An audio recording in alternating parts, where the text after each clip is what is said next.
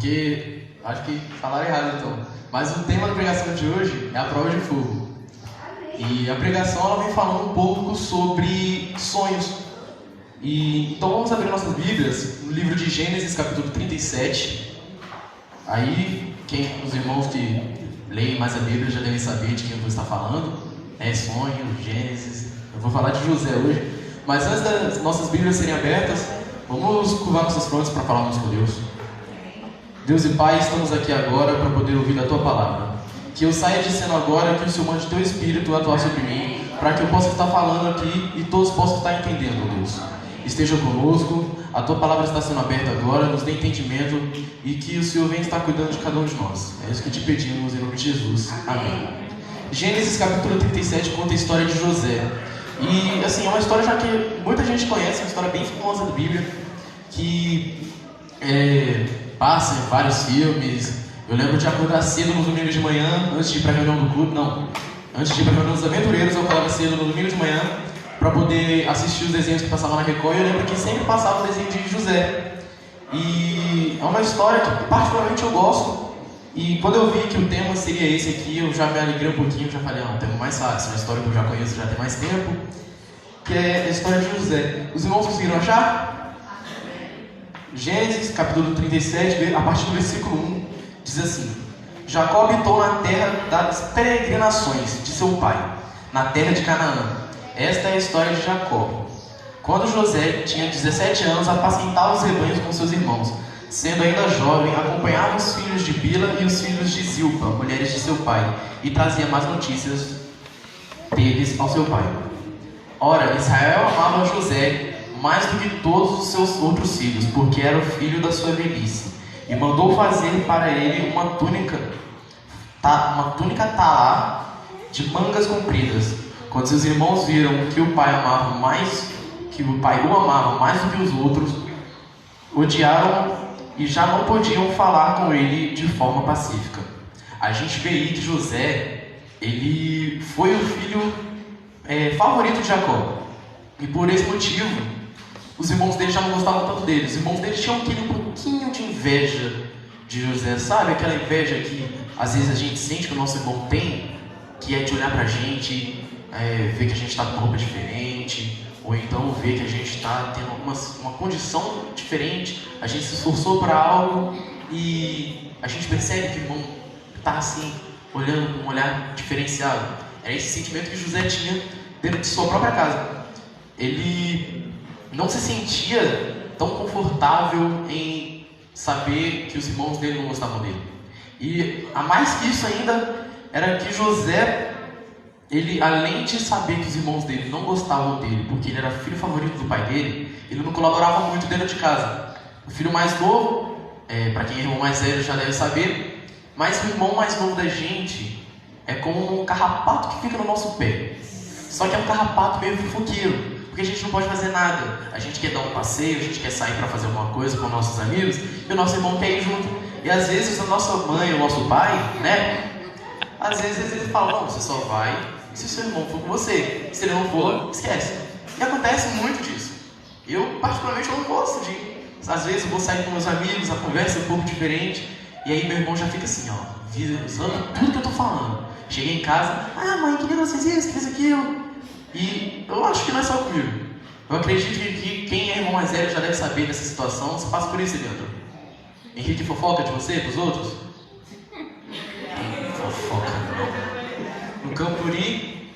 Mas ele já sabia que os irmãos dele não gostavam dele. E ele, para piorar a situação dele, que já não estava muito favorecida com seus irmãos, ele resolveu fazer o quê? Vou fofocar para o meu pai que eles estão fazendo uma coisa errada. A minha mãe, ela é a caçula da família, da parte da minha avó.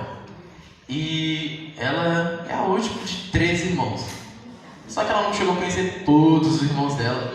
Só que, porque muita gente também. E acontece que ela mesma conta que ela era a mais fofoqueira da família. Meu avô gostava mais dela do que de todo mundo. Ela não podia ver os meus tios fazendo alguma coisa de errado, que ela chegava pro meu avô e ia contar. E assim que era José.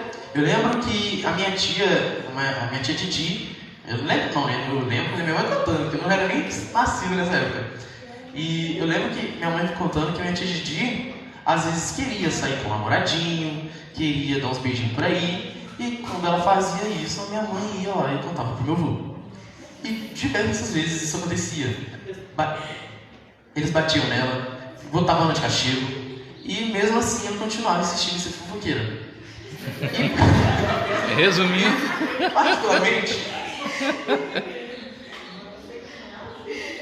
particularmente, já não era uma situação muito boa, uma situação muito harmoniosa com José e seus irmãos. Continuando aqui em Gênesis 37, versículo 5 agora até o 7, diz assim, ó, só para vocês verem que a situação de José, a reputação dele com seus irmãos já foi melhorando aos poucos, ó.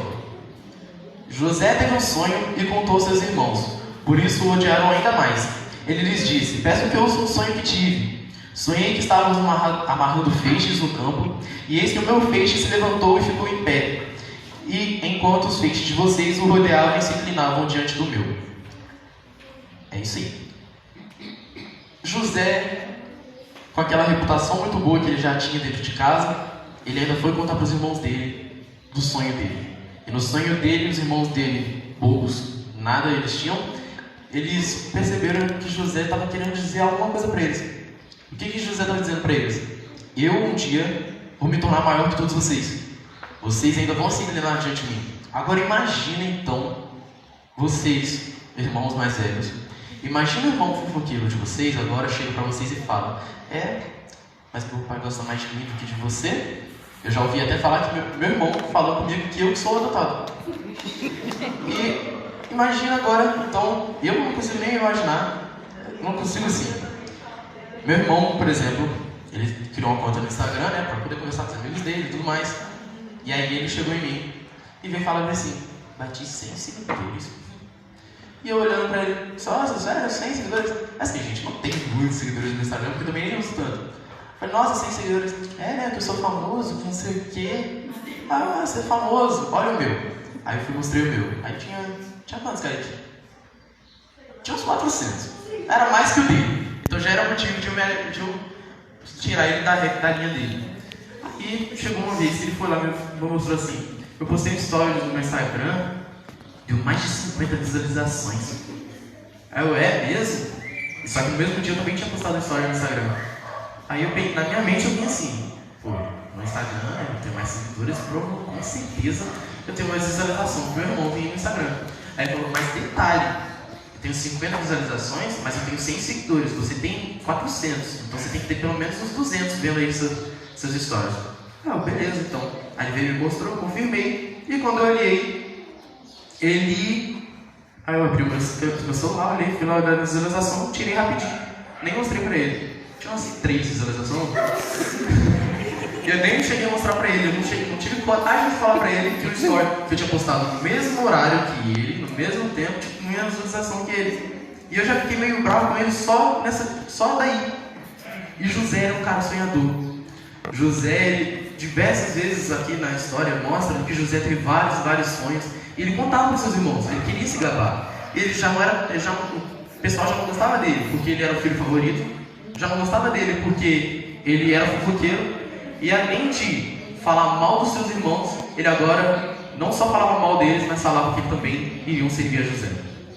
E José, ele ia contar para os seus irmãos, e os irmãos dele sempre zoavam dele. Acontece a mesma coisa com a gente hoje e a gente nem percebe. Às vezes a gente sonha demais e acaba contando os nossos sonhos para pessoas que não querem sonhar, pessoas que não sonham. Eu no oitavo ano, até o oitavo ano, eu sonhava muito. Estava muito sonhador, até hoje eu sonho. Hoje eu tenho uma pequena diferença que eu sonho em qualquer lugar. Eu sento para ir para a escola no ônibus, sempre durmo, não sei o que está acontecendo. Eu durmo no ônibus e sonho no ônibus. Mas eu lembro que no oitavo ano, a Brenda estudava comigo, e a Brenda que era os meus ouvidos. Eu sonhava e ia direto lá pra Brenda. Você lembra disso? Eu só contava o sonho pra Brenda quase todo dia. Brenda, sonhei com isso, aquilo e outro. E ela não sonhava. Ela não sei o que acontecia. Eu contava. Eu já lembrava de um sonho que eu tive lá atrás, ia contar de novo, passava a aula todinha praticamente, só falando de um sonho. E a Brenda só ouvindo. Aí teve uma vez que a Brenda sonhou também, e eu contei o meu sonho pra ela. E antes de eu terminar, ela veio e contou o sonho dela pra mim. Eu falei, não, peraí, deixa eu terminar o meu, depois você ela, não, eu quero contar o meu sonho, eu não sei o quê. Não, eu primeiro. E é assim que a gente tem que ser. A conversa rendeu muito mais quando ela sonhou e ela contou o sonho dela para mim. A gente, às vezes, quer contar os nossos sonhos para pessoas que não sonham, e eles então não vão entender o significado, aquela importância de um sonho que a gente tem, porque eles não passaram por isso. A gente não entende o irmão que não sonha, mas ele também não entende a gente que sonha alto, que quer construir uma família, que quer ter uma boa condição financeira, porque isso aí é sonho que todo mundo tem. Se eu falar aqui, levanta a mão aí quem quer ter uma casa bonita, todo mundo levanta a mão. Até aí levantou a mão. E quem é que quer ter o carro do ano? Quem é que quer ter a conta, salário com muito dinheiro e pouca dívida? Todo mundo vai levantar a mão. Porque isso aí não chega nem a ser sonho, mas chega a ser mais uma necessidade. Eu acredito que agora que eu comecei tem pouco tempo a entrar no mercado de trabalho, meu sonho é ter dinheiro. Porque eu trabalho e quero ter dinheiro. Mas chega no final do mês, eu já estou zerado. Chega no meio do mês e eu já estou zerado. Chega na segunda semana que eu recebo, eu já não tenho mais nada. Porque eu vou pagando coisas, e assim, coisa que às vezes eu nem sei mais o que eu paguei. Eu pago coisa que eu lembro e falo, gente, eu tinha esse dinheiro, onde que está? Eu estou feliz que esse mês de setembro eu consegui guardar R$50. Então eu penso, o que eu preciso fazer para poder primeiro ter dinheiro? Preciso trabalhar mais. Para poder então ter dinheiro no final do mês para poder gastar do jeito que eu quero. Preciso guardar esse dinheiro. Aí vai lá e aparece, Igor, compra isso aqui vai ser bom para você, que você vai gostar. Aí vai lá e eu faço o quê? Compro. Eu estava com um planejamento de continuar fazendo academia, de continuar treinando e tudo mais. E não deu, por quê? Porque o dinheiro acabou. O dinheiro acabou, parei. E antes disso eu já estava um pouco parado, um pouco antes, porque eu tinha machucado o ombro. E chegou o mês de setembro, mês do Campuri. Falei, vou levar um dinheirinho, né, para poder comprar minhas coisas no Campuri. E eu comprei, mas não era tudo que eu queria. Eu queria comprar as camisas, os arganéis, para poder mostrar para todo mundo, pô, aqui meu arganel. E não deu para comprar, porque o dinheiro foi embora. E José era esse cara que sonhava assim, mas a diferença é que José, mesmo sendo sonhador, ele entregou os sonhos dele na mão de Deus. E às vezes a gente se esquece disso. A gente sonha alto e fica parado no tempo, não espera as coisas acontecerem. Às vezes a gente dá uma pontada de sorte. Por exemplo, o meu trabalho mesmo não foi eu que procurei. Minha prima me indicou para uma moça que trabalhava lá e aí eu consegui um emprego. Mas a maioria das vezes não é assim. A gente que está aí na correria do dia a dia, das situações que tem cada dia mais, a gente vê que as coisas não são assim que caiu do céu para mim. A gente precisa buscar. E eu fico me perguntando, por que José, ele sonhava? A história daqui de José conta que José tinha vários sonhos, mas os irmãos dele não tinham sonhos algum. Não conta em nenhum momento algum irmão dele falando, José, eu sonhei com isso, ou contando um para o outro, não conta. E a gente fica se perguntando. E aí eu queria que vocês voltassem um pouco aí na Bíblia de vocês, no livro de Gênesis, no capítulo 29, que mostra pra gente aí, no versículo 15 a 18. É bem rapidinho. Os irmãos que acharem podem dizer amém. Os que não acharem podem dizer misericórdia. Então vamos esperar isso aí, né? Na misericórdia ainda. Eu não sei quem foi. Se você achar, diga amém. Aí. Gênesis capítulo 29, versículo 15 diz, tem como título Jacó casa com Lia e com Raquel. E aí diz assim, Jacó foi na casa de Labão durante um mês. Ficou na casa de Labão durante um mês. Depois Labão disse a Jacó, será que você vai trabalhar de graça só por ser meu parente? Diga-me qual deve ser o seu salário. Ora, Labão tinha duas filhas, Lia, a mais velha, e Raquel, a mais nova. Lia tinha os olhos sem brilho, porém Raquel era bonita e formosa. Como Jacó amava Raquel, disse a Labão, trabalharei para o Senhor durante 7 anos para poder casar com Raquel, sua filha mais nova. Aí já começa assim. José, filho de Raquel, e Raquel era o sonho de consumo da vida de Jacó. Jacó trabalhou durante 7 anos para conseguir realizar aquele sonho que ele tinha de se casar com Rebeca. Já ia falar Raquel. Para se casar com Raquel. Gente, eu sempre confundo. E eu acredito não, tenho certeza que não sou só eu que confundo Raquel e Rebeca. E aí, Jacó tinha o sonho de se casar com Raquel, foi passar a perna. Os irmãos que conhecem a história sabem. Labão passou a perna em Jacó, fez ele casar com Lia. Lia já era uma moça mais sem graça, já era mais estranhazinha. A Bíblia diz que ela não tinha brilho nos olhos. Eu imagino que Lia era vesga, pelo visto. Porque se ela não tinha brilho nos olhos, ela pelo menos não tinha, de onde ganhamos. E Jacó ali durante 7 anos trabalhando para poder conseguir realizar o seu sonho de se casar com Lia. E mesmo assim, foi passar a perna, trabalhou mais 7 anos, ou seja, trabalhou 14 anos para se casar com a mulher, que era a mulher do seu sonho, e conseguiu realizar. Então, não era só José que era sonhador, Jacó também era sonhador. E não era só o fato de Jacó ser sonhador. Eu acho que José meio que herdou isso um pouquinho, porque em Gênesis capítulo 30, lá no versículo 23,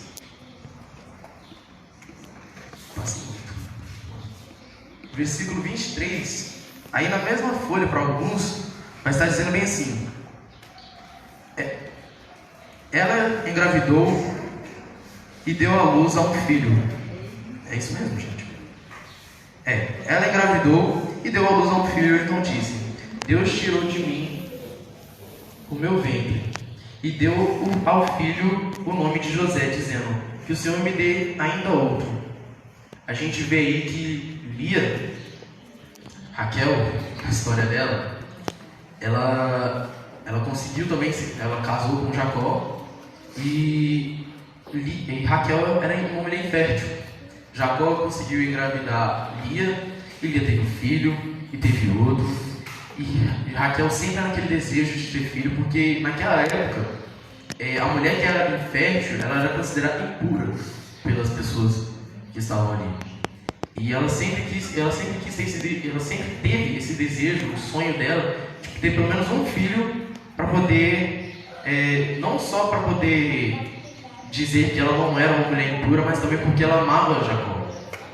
E tanto que ela deu a sua serva para que Jacó pudesse engravidar ela, em nome de Raquel. Lia, depois de descobrindo isso, foi lá e deu a sua serva também, para poder descobrir que Raquel estava trapaceando, e deu a sua serva também. Então Jacó foi tendo filhos e filhos e filhos, e Raquel ali sempre naquele sonho de desejar, aquele sonho de ter um filho, de dar à luz a um filho. E quando ela conseguiu isso, ela continuou com aquele sonho, porque ela, que tinha só um filho, queria mais um filho. E eu acredito que ela contava essa história para José pelo menos uma vez por semana. E José sabia que ele não era algo que não foi planejado. José sabia que ele era fruto de um sonho também. E Raquel, contando essas histórias para José então passa também a ter sonhos depois de um tempo, e começa a contar para os seus irmãos, e seus irmãos vão ficando cada vez com mais raiva dele. E aí aconteceu que uma vez, lá em Gênesis 37 de novo, no versículo 12, diz bem assim: como os irmãos foram apacentar o rebanho do pai em Siquém, Israel perguntou a José: onde os seus irmãos não estão apacentando o rebanho em Siquém? Venha, pois vou mandar você até eles. José respondeu: eis-me aqui. José, tadinho, 17 anos, inocente, sabia que seus irmãos não gostavam dele, já foram fazer atividades que eles normalmente faziam juntos, sem ele. Eles conseguiram ali, eu acho, dar uma fuga em José, falaram: não, hoje a gente vai apacentar sem José, eu não aguento mais ouvir os sonhos de José querendo se gabar para cima da gente, veio todo empinadinho com aquela roupa colorida, e eu aqui com minha roupa preta e branca. E aí José, mesmo sabendo de tudo isso, que os irmãos dele foram sem ele ainda assim obedeceu o pedido do pai dele, que foi de ir longe para poder buscar os seus irmãos. E aconteceu que José foi caminhando por ali e procurando os seus irmãos eu acredito que era meio que um deserto, onde ele normalmente ia e não achava, até que chegou um momento que José teve a ideia que eu acho que se ele tivesse feito isso, ele não teria se dado mal pequeno momento ali, que era de voltar para casa. Ele voltando para casa, aparece um rapaz e diz para ele: o que você está fazendo? Eu estou procurando meus irmãos, que eles estavam apacentando o rebanho, disseram que não estão aqui. E disseram que não estão aqui, como que eles vão dizer se for? E eles não estão aqui, eu vou voltar para casa e vou contar para meu pai. Se eu chegar em casa, contar para meu pai e falar: olha pai, não achei os meninos, eu acho que ele mandaria um grupo maior, que aí um grupo maior de pessoas procurariam melhor, um perímetro maior. E o homem falou: olha, eles não estão aqui mesmo não. Eles saíram e eu ouvi dizer que eles estavam indo para Dotã. Eu acredito que Dotã era um lugar onde o pai de José dizia para eles que não era um lugar muito bom para eles estarem passando, até porque ali próximo passava uma caravana onde pegavam pessoas para poder levar como escravos para o Egito. E nesse caminho que eles estavam fazendo, ali era um caminho meio que perigoso. Então José vai até Dotã procurar seus irmãos, e no meio desse caminho eles os encontram, e de longe um de seus irmãos já vê, logo ele fala, com aquela roupa colorida, já vê falar: lá vem o sonhador, aquele menino que vem ficar perturbando a gente de novo. Não acredito que ele teve a cara de pau de vir aqui para poder ficar procurando a gente. Tenho certeza que ele vai falar pro pai que a gente está aqui. E aí eles já começam a bolar um plano e falar: o que a gente vai fazer? Naquela fúria dos irmãos que realmente não gostavam de José, já estavam pensando em até mesmo tirar a própria vida dele. Então Rúben, irmão mais velho de José, é Rúben mesmo? É Rúben, o irmão mais velho de José, fala: olha, a gente não pode matar o José, porque o José é nosso irmão. Como que a gente vai matar o cara que é o nosso irmão? Bora aprontar um com ele. Bora. José chega todo feliz, mas eu imagino que José já deve ter chegado assim, ó: então vocês estão aqui, né? O pai não falou para vocês virarem para vir para cá? Por que vocês estão aqui? Vocês podem esperar em casa, que eu vou contar. Vocês, provavelmente, acontece comigo também, e eu tenho certeza que já aconteceu com vocês, que quebrei alguma coisa em casa. E aí vocês já ouvem já de longe: eita, quebra! Não sabe quanto é que custa. E aí, eu no meu caso, às vezes eu acho que é minha mãe, uma voz fininha. Mas aí quando eu olho para trás, é Kaique, que já apareceu. Vou contar para ela: você quebrou? Então ela vai saber que você quebrou. E aí, eu fico: não vai falar nada não, não vai falar nada não. Às vezes eu me estresso, já quero bater nele: não vai falar nada não. E aí quando eu chego em casa, a primeira coisa que ele fala: mãe, tem aqui seu copo? Nicolas quebrou. E eu acredito que todo mundo aqui se identifica um pouco com isso. Todo mundo aqui se identifica com isso. E eu imagino que os irmãos eu já estava ali nervoso com meu irmão quando ele quis contar para minha mãe. Eu imagino que os irmãos de José que já estavam longe, que disseram que estavam indo para um lugar e foram para outro. E aí José já aparece falando: vou contar para os meus pais que vocês estão aqui. Então eles resolvem jogar José dentro de um poço. O poço já estava seco, e lá de cima eles já ficam: mata ou não mata, mata ou não mata. E José lá dentro: será que eu vou morrer? Eu não vou morrer? Eu morro ou não morro? E os irmãos dele lá em cima: a gente vai matar, a gente não vai matar, vamos matar sim. E os irmãos de José estavam ali em cima, eles estavam acreditando que eles iriam decidir o destino da vida de José. Mas na verdade não era aquele o plano. José estava ali por causa de um propósito que Deus tinha na vida dele. José estava ali no fundo do poço, e às vezes a gente acaba se encontrando assim também, e quando estamos no fundo do poço a gente já não sabe mais para onde a gente vai, a gente já não sabe mais o que fazer, esquecemos dos nossos sonhos. O José esqueceu do sonho dele naquele momento. O José agora estava com medo, estava sozinho, em um poço que provavelmente já era um poço fundo, porque para achar água dentro de um deserto tem que ser um lugar fundo. Então eu imagino que lá dentro estava muito quente. José sozinho, agora com medo, sem saber o que ele faria, temendo pela própria vida. E José, naquele momento, ele se esqueceu de todo aquele propósito que Deus tinha preparado para ele. E às vezes nos encontramos assim, no fundo do poço, não sabemos mais o que fazer. Mas o poço só ensina pra gente coisas que o topo da montanha não ensina. Quando a gente está no topo da montanha, nosso caminho de volta agora é descida. A galera que subiu o Mestre Álvaro com a gente, foi mês passado? Mês retrasado. No mês retrasado, a galera que chegou lá em cima já chegou cansada do Mestre Álvaro. foi todo mundo dormir. Os que dormiram deram mole, porque perderam muita coisa boa, as conversas que a gente teve, os hinos que cantamos. Mas os que estavam ali acordados, mesmo cansados, a gente aproveitou cada momento de estar lá em cima, a vista que teve, o clima, tudo que estava acontecendo foi muito bom. Mas o caminho de volta, quando a gente já está lá no topo, é só de descida. E José, no fundo do poço, o único caminho que ele tinha para poder seguir agora era para cima. E às vezes a gente se esquece disso. A gente está na solidão, a gente se esquece de Deus e se esquece de muita coisa. Eu vou pedir aí para o Klemer colocar a primeira foto, a primeira não, a segunda. Aqui eu falei. Foi qual que eu mandei? Essa foto aí. Esse garoto trabalhou comigo durante 5 meses.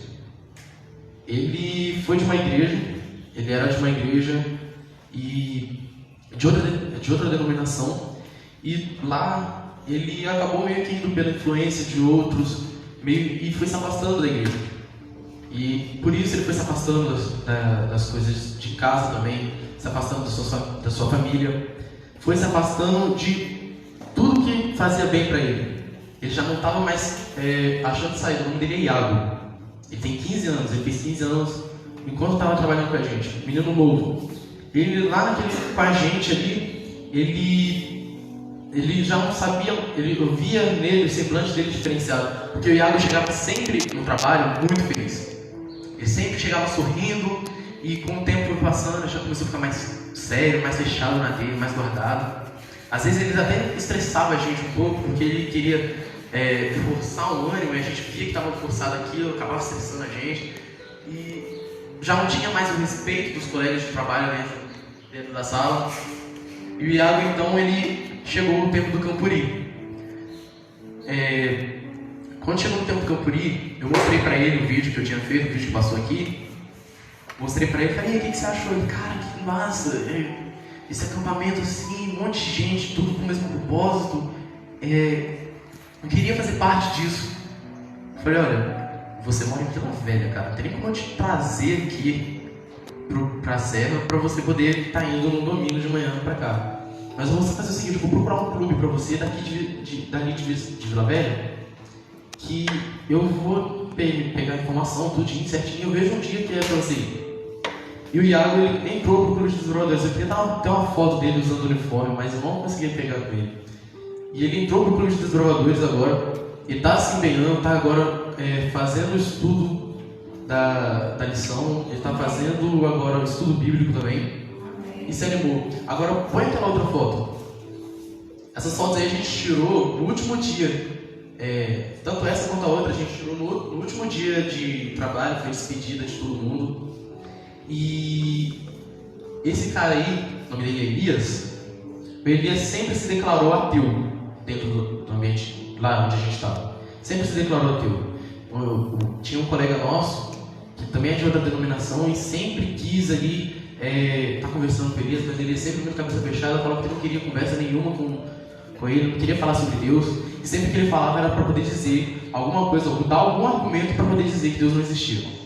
E aí, o mesmo vídeo também do Campuri, eu mostrei para ele, ele foi se interessando, aí ele conheceu uma colega de vocês, acho do clube de vocês, lá do Herói de Verdade. Esqueci o nome dela agora, acho que é... Caraca, não lembro o nome dela. Mas... Como? Não é a Bia. Esté, eu acho, uma loira. Ela também é desbravadora. Conhecia ele, e aí ela viu, acho que foi essa foto nossa, aí... Ela falou: você se conhece Nicolas? Depois aí ele falou: você conhece essa menina aqui? Mostrou a foto dela, eu conheço. Pô, que massa, né? Vocês são desbravadores. Como que funciona isso aí? Eu falei: cara, desbravador, assim, sabe, pelo menos pra mim, é o melhor momento que eu tenho da semana quando eu tô numa reunião do clube. Mesmo que eu tô ali estressado, que eu tô nervoso, que eu tô cansado às vezes por causa do decorrer da semana, é uma sensação maravilhosa. E mesmo eu comecei a contar pra ele no acampamento, que foi cansativo, foi assim, sabe, exaustivo demais, aquele calor que tava, no primeiro dia a gente cavando aquele terra ali, um buraco, e aquela terra dura, eu já cansado, mas tava, nossa, desgastado já, tive que tomar remédio por causa de insolação. O pessoal do posto até já passou a me conhecer de tantas vezes que eu ia lá para tomar remédio. Teve uma hora que eles falaram: você não vai mais poder vir aqui porque você está tomando muito remédio, não pode, não é assim que funciona. E eu falei: tá bom, não vou tomar remédio aqui não. Mas aí eu ia para outro clube para poder pedir remédio para eles, porque eu já estava com dor de cabeça, estava cansado, com dores. E o Elias, que sempre se declarou ateu,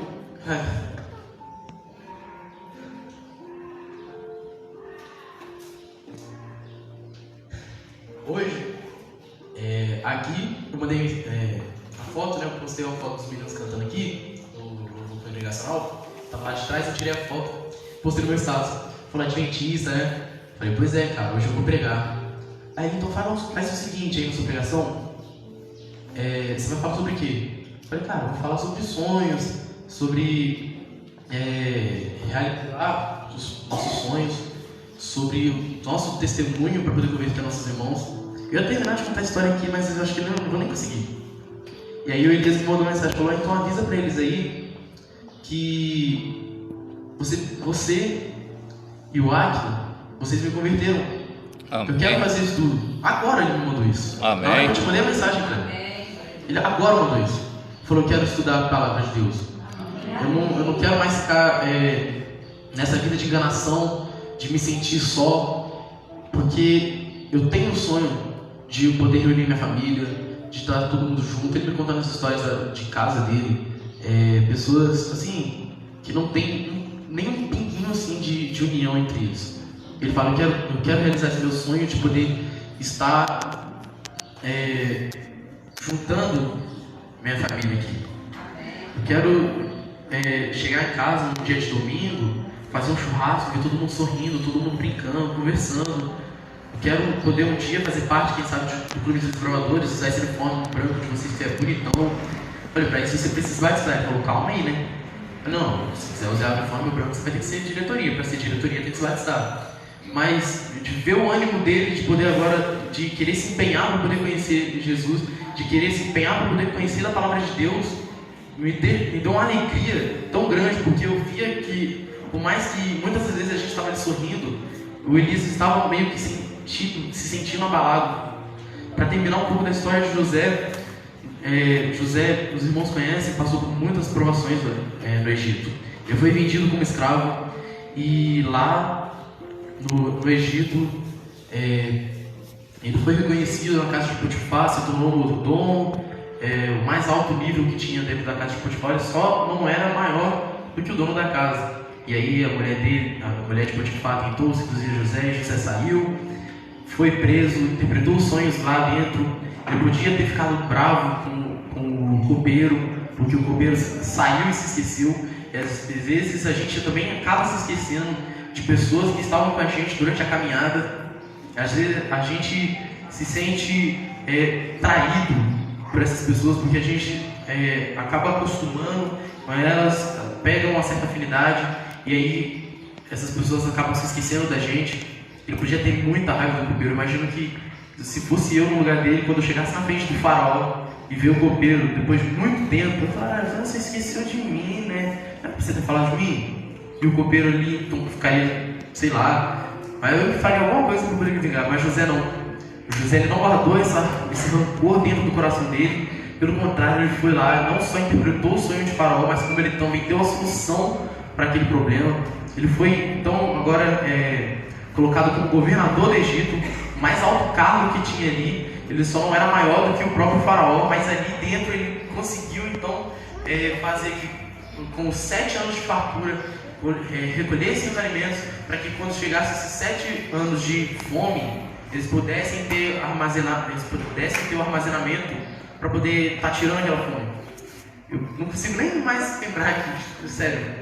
Mas José, ele não só se lembrou dos sonhos que Deus deu a ele, do propósito de Deus na vida dele, como ele também trabalhou para aquilo. A gente às vezes fica esperando só aquilo cair do céu e esquece do nosso próprio trabalho.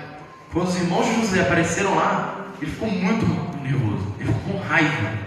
Mas o coração de José foi sondado novamente. E ali José então percebeu que aquela raiva não levaria ele a lugar nenhum. Que viu que quando Judá, o que mais apoiou a matar José estava ali, tinha mudado, tinha se oferecido para ficar no lugar de Benjamim, o irmão mais novo dele. Ele viu que a situação agora já era outra, diferente, se revelou para os seus irmãos e ele conseguiu realizar não só o sonho dele, mas o propósito de Deus que Deus tinha preparado para ele. José, ele se esforçou para aquilo, ele esqueceu dos seus problemas para poder realizar a vontade de Deus. E às vezes a gente se esquece disso. Não é errado você sonhar em ter uma casa boa, um carro do ano, ter dinheiro na conta. Não é errado você sonhar com isso. Mas é errado você colocar isso como sua maior prioridade e se esquecer que as prioridades que Deus tem pra gente é muito melhor. Não é errado você trabalhar para poder conseguir o seu emprego, para você conseguir a faculdade que você quer, se esforçar para aquilo, mas só se torna errado a partir do momento quando isso toma o lugar de Deus nas nossas vidas. E às vezes a gente acaba se esquecendo. Passamos por problemas e esquecemos às vezes, de ler a Bíblia, de ler a lição da escola sabatina, de estudar qualquer coisa, de falar de Deus para outras pessoas. Nos sentimos tão afastados de Deus que temos até vergonha de falar que servimos a Ele. Temos vergonha de levar o nome de Jesus para outras pessoas, para que outras pessoas possam conhecer Ele. A Laís vai estar cantando louvor agora, e aquele que se sentir tocado, sentir vontade de ser renovado por Deus, que possa estar se colocando de pé, que no final nós estaremos orando juntos.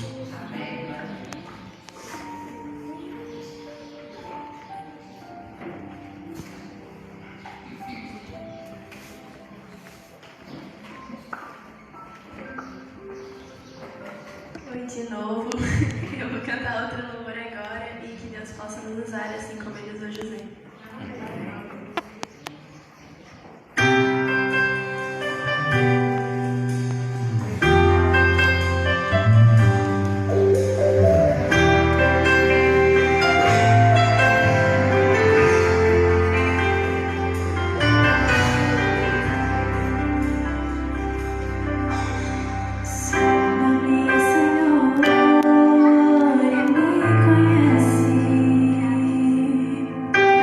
Que